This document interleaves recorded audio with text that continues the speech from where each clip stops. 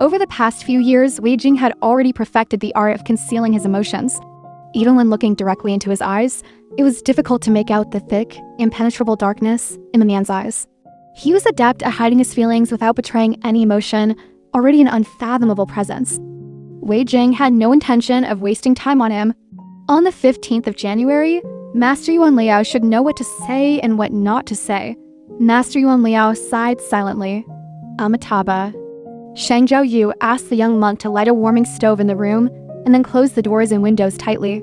After a while, the wing room gradually became warmer. Her frozen and numb hands and feet also slowly regained their warmth. She still felt a bit uncomfortable. Just now, the Crown Prince had changed his clothes right in front of her without any hesitation. She didn't know what the man's body was made of.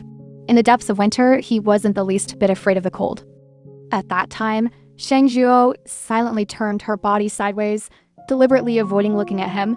Her slightly flustered actions gave the Crown Prince a clue, and he sneered, asking what was so shameful about being men. Reluctantly, she had to turn her head back. She was, of course, no stranger to the Crown Prince's body. The young man was full of vitality, with abundant essence and blood and a strong fire within. His waist and abdomen had the smooth lines between a teenager and an adult man.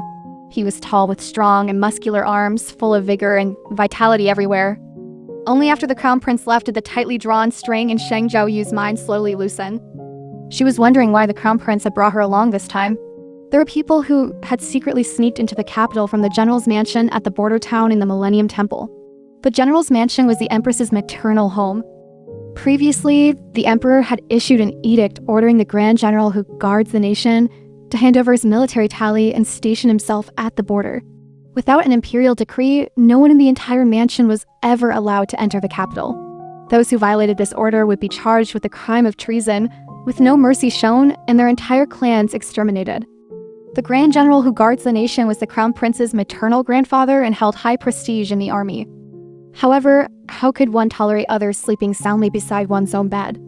The Emperor's move was a precautionary measure. Only by getting rid of the old general, this great threat, could he sit securely on the imperial throne.